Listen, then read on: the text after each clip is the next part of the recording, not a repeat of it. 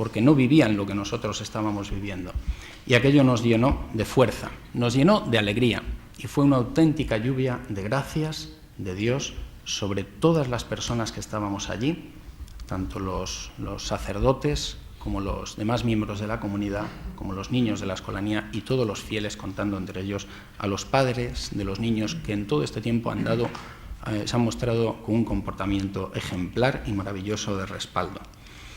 Una lluvia de gracias que en la semana siguiente, el 14 de noviembre, aquella gran misa multitudinaria bajo la niebla, bajo la lluvia, bajo el frío, y las misas siguientes también bajo el frío intensísimo, a los 0 grados aproximadamente, con nieve también en ocasiones, pues se vivía, y con el caldito que al final se repartía y que creaba un espíritu de fraternidad. Fue una lluvia de gracias. Hubo muchísimas confesiones, muchísimas conversiones, muchísimas personas que llevaban años y años apartadas de la Iglesia, apartadas de la fe, y que dijeron: Padre, lo que ustedes han hecho nos ha devuelto la esperanza, nos ha devuelto la fe, nos ha devuelto el reconciliarnos con la Iglesia y el volver a Dios. Muchísimas personas, confesiones impresionantes. Mucha gente que estaba apartada volvió. Ha sido una lluvia de gracias.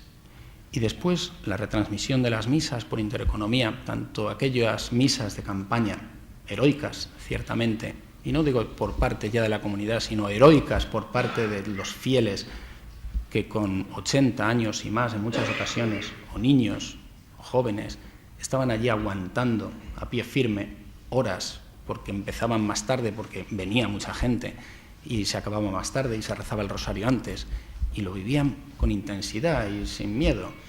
Y gracias que se estaban recibiendo del cielo, y allí yo tenía la impresión también, y me lo comentaban en muchas ocasiones, o nos lo comentaban, se estaba levantando también una esperanza para España y para la Iglesia en España.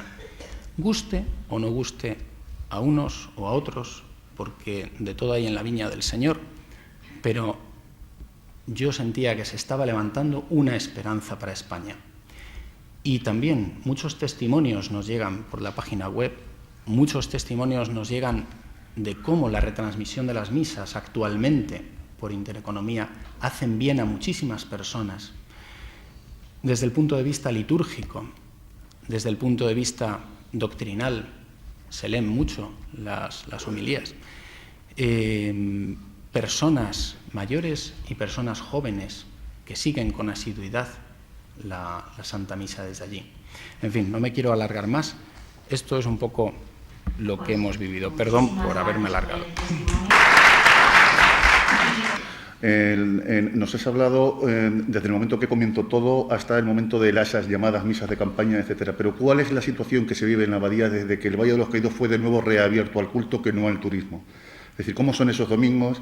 Porque independientemente de que la Santa Misa sea televisada por Intereconomía Televisión, y esperemos que siga siendo televisada por mucho tiempo, ¿cuáles las sensaciones que la comunidad benedictina tenéis de esos miles de fieles que se van acercando hasta la Basílica Pontificia del Valle de los Caídos todos los domingos en estos momentos?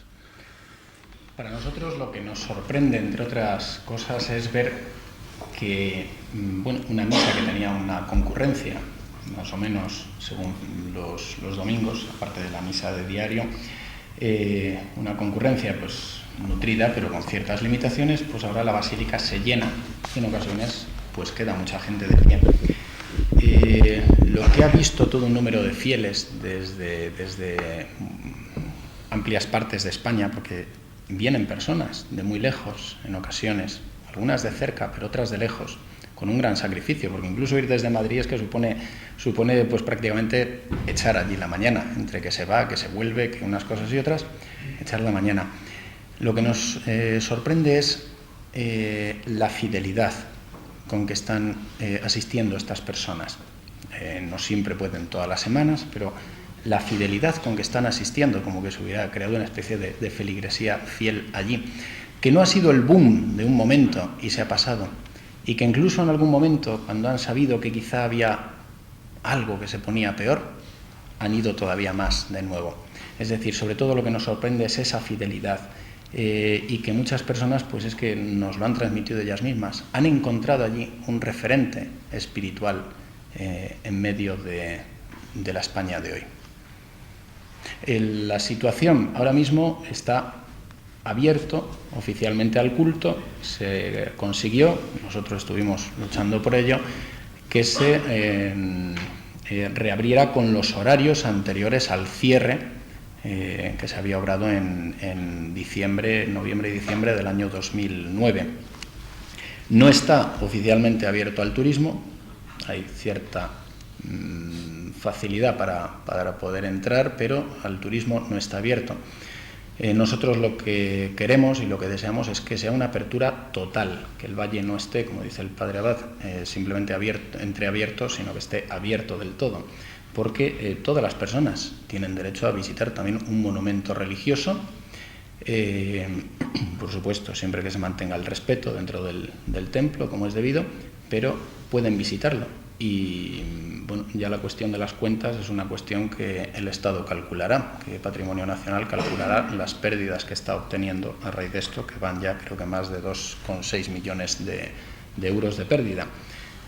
Pero desde luego lo que nosotros defendemos es la apertura total. Lo que me he encontrado en la documentación original es algo completamente distinto y que superaba con mucho mis expectativas en cuanto a esa manipulación. La envergadura de dicha manipulación es un escándalo. Es un escándalo porque todo lo que llevamos años ya oyendo sobre los llamados esclavos de Franco, que según las publicaciones adversas, con una intención claramente sesgada, han ido publicando, pues resulta que se cae, se desmorona en cuanto se comprueba o se contrasta esas publicaciones con documentos originales, con las fuentes primarias, que son las que yo he tenido y tengo todavía la ocasión de manejar, para asombro en primer lugar mío, pero para también asombro de todo el que las conoce.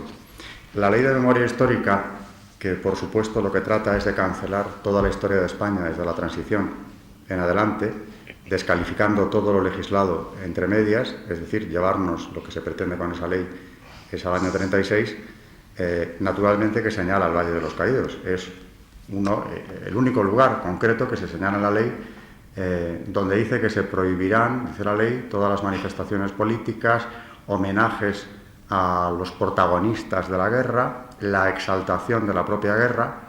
No sé qué quieren decir exactamente con eso, aunque me lo imagino, porque a la guerra no se ha ido a exaltarla nunca allí ni en ningún otro sitio de España que yo conozca. Y viene a decir que eso sí queda garantizado el culto y que el valle se regirá por las normas relativas a los lugares de culto y cementerios.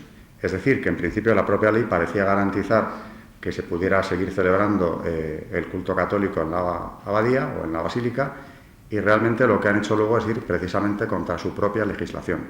Lejos de garantizar el culto, lo que han ido es, como decía Fray Santiago, cerrándolo paulatinamente de una forma cobarde, solapada, hasta llegar a estrangular el valle con disculpas como las que se han publicado en prensa de la falta de seguridad. Por cierto, que esa falta de seguridad alcanza incluso a la propia cruz, la mayor del mundo, de la cual ya se ha llegado a pedir que se vuele por peligrosa. Luego ya incluso más abiertamente se habla de la simbología excesiva, opresiva, habría que ver para quién es opresiva. Ya se han desenmascarado y estas peticiones se han hecho de forma abierta. No ha quedado garantizada de ninguna de las maneras, y digo que en esto el Gobierno ha violado su propia legislación, la que han promovido, esa libertad de culto, que en principio, digo, la ley claramente estipula. Al final, lo increíble es que el culto se siga practicando allí precisamente porque la propia comunidad benedictina ha decidido salir a la calle para no dejar a todos esos fieles, entre los que me incluyo. Yo también tengo una madre octogenaria que ha estado yendo con un frío verdaderamente importante allá a las misas. Yo confirmo lo que ha dicho Fray Santiago porque soy testigo presencial de ello, y es verdaderamente impresionante en esos días fríos del otoño, luego del invierno madrileño, de la Sierra de Madrid, el recogimiento, el fervor con el que la gente que estaba allí, especialmente señalaría el fervor de los jóvenes, el silencio impresionante, la religiosidad, el apoliticismo total que se respiraba en estas misas. Pero ha sido la comunidad benedictina, no ha sido desde luego ni la ley ni quienes tenían mayor obligación de preservarla. Lo que han hecho es violarla y pisotearla. Yo lo que puedo deciros es que el resultado de mi estudio sobre estas fuentes primarias del valle, decía al principio de esta exposición que se revela todo lo contrario a lo que nos han dicho. Ni hubo esclavos de Franco, en primer lugar, y este punto es muy importante, allí no trabajó nadie que no solicitara ir y tenían que hacerlo por escrito ante el patronato de Nuestra Señora de la Merced, y lo solicitaban porque naturalmente el ir allí representaba toda una serie de ventajas que en las prisiones no podían ni siquiera soñar. Por supuesto estaba la redención de penas, es decir, el reducir días de condena, de las condenas que estaban cumpliendo, por los días trabajados. Llegaron a ser 6 días de redención de penas por 1 de trabajo. Se contabilizaban incluso las horas extra, también a efectos de reducción de condena. Pero si esto ya era de por sí motivo suficiente para ir, no era el único. Allí cobraban un salario por su trabajo, por cierto, el mismo que los libres, el mismo, con las mismas garantías o con las mismas cargas sociales para las empresas que cualquiera de los libres. De manera que cumplían su condena, sí, pero la iban reduciendo a medida que trabajaban, mientras cobraban unos salarios y además podían solicitar, y así lo hacían en muchísimos casos, llevar a sus familias allí.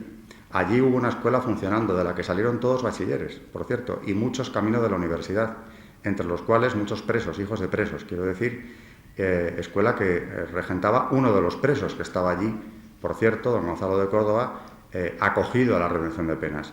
Como era preso, o entró allí como preso el médico, el doctor Lausín, que también estaba al frente del botiquín, y otros tantísimos que he tenido ocasión de rastrear. Hay un caso espectacular entre todos estos presos, cuya pista me ha costado seguir. Ha sido reconstruir un verdadero puzzle, porque había noticias de él, la comunidad, sobre todo los que llegaron allí, los primeros fundadores de la comunidad, lo recordaban muy bien, y es el caso de Justo el Matacuras. Lo quiero señalar porque es un caso verdaderamente límite. El Matacuras es un preso que se jactaba él mismo de haber dado muerte durante la Guerra Civil, es decir, de haber asesinado directamente a varios sacerdotes. Hubo una leyenda en torno a él, se llegó a especular si fueron hasta 14, que no lo fueron, probablemente porque no se ha podido comprobar, pero vamos, él mismo lo reconocía sin ningún problema. Y el Matacuras, pues la propia comunidad, el abad, don Anselmo, recordaba el nombre, recordaba el sobrenombre, es inolvidable, desde luego. Fray Justo Pérez de Urbel, al que se han referido al principio en la entrevista que le hace Sueiro, habla de él, aunque le cambia también el nombre, pienso que caritativamente, dice que se llamaba algo así como Moral. Siguiendo la pista, y me ha costado lo mío, verdaderamente, en la documentación que hay sobre él, no es Moral, es Justo Roldán Sainero. Es de Valdepeñas, eso sí se sabía, y allí efectivamente da muerte a varios sacerdotes. Terminada la Guerra Civil y con pena de muerte, naturalmente, y no es el único caso el suyo, pasa al Valle de los Caídos, por cierto, que es un hombre muy habilidoso porque se acoge a empleos que eran destinos privilegiados de los presos, se llamaba así, destinos concretamente, que eran, por ejemplo, cocinas, la escuela, el economato. Él pasa por todos esos destinos, por cierto, y finalmente acaba siendo nada menos que portero de la abadía.